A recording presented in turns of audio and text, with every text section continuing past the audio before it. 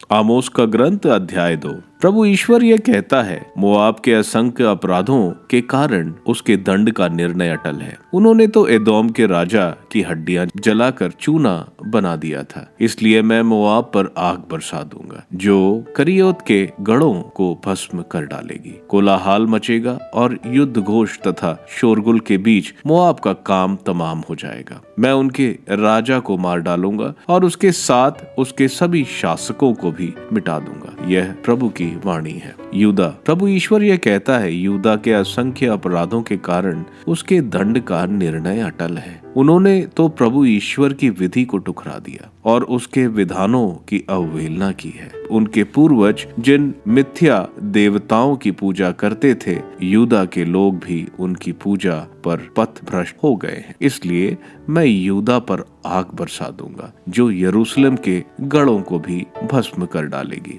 Israel, प्रभु ईश्वर यह कहता है, इज़राइल के असंख्य अपराधों के कारण मैं उसे अवश्य ही दंडित करूंगा। वे चांदी के सिक्के से निर्दोष को बेचते हैं और जूते की जोड़ी के दाम कंगाल को। वे दरिद्रों का सिर पृथ्वी की धूल में रौंदते हैं और दीनों पर अत्याचार करते हैं। पिता और पुत्र दोनों ही लौंडी के पास जाते हैं और इस प्रकार मेरे पवित्र नाम को अपवित्र करते हैं। वे गिरवी रखे कपड़े को बिछाकर वेदियों के पास लेट जाते हैं और अपने ईश्वर के मंदिर में जुर्माने के पैसे से खरीदी हुई मदिरा पीते हैं। मैंने ही उनकी आंखों के सामने अमोरियों का सर्वनाश किया। वे देवदार की तरह ऊंचे और बातूल की तरह तगड़े थे, फिर भी मैंने ऊपर उनके फलों को और नीचे उनकी जड़ों को नष्ट कर डाला। मैंने ही तुमको मिस्र से निकालकर 40 बरस तक मरुभूमि में तुम्हारा पथ प्रदर्शन किया और तुम्हें अमोरियों का देश प्रदान किया।